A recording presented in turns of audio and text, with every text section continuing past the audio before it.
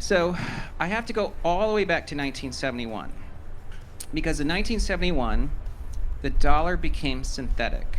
Now, you may not know what I'm talking about, but in 1971, the dollar was no longer convertible into gold, which means the dollar became a synthetic instrument because you could only exchange it for a dollar. Now, think about what that means. In 1971, a lot of folks got scared and they said, well, I want to buy gold instead. And actually, that was a great investment. But if everyone bought gold, the US economy would have collapsed, right? Because the dollar represented nothing but itself.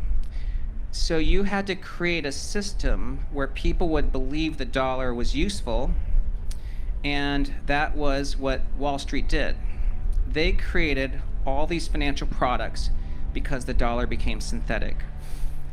Money market funds in 1971, currency futures in 72, debit cards in 78, mortgage-backed securities, currency swaps, interest rate swaps, S&P futures, zero coupon bonds. I mean, a lot of these you guys all remember, exchange-traded funds. If Wall Street didn't do that, another currency would have become dominant. But that's not what happened, right? The dollar today is 80% of all financial transaction quoted pairs. So when we went to a gold, off the gold standard, the dollar became the dominant pair. And in fact, 7 of the top 30 largest companies in the world are banks, including JP Morgan, Visa, MasterCard, B of A, etc. Okay, well, in 2025, which is 2 generations later, it's not just the dollar that's becoming synthetic. Everything is going to become synthetic. Let me explain that. The first is the Genius Act, which is what Congress passed earlier this year, which creates the stage for a stablecoin boom.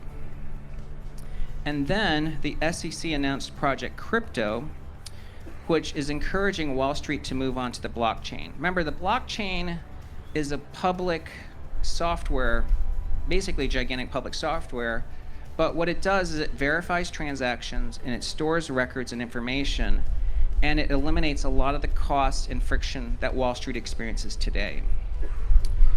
In fact, Treasury Secretary Bessent believes that just the stablecoin market could be $3.7 trillion compared to $250 billion today. That's exponential growth as we start to see Wall Street move things synthetically onto the blockchain.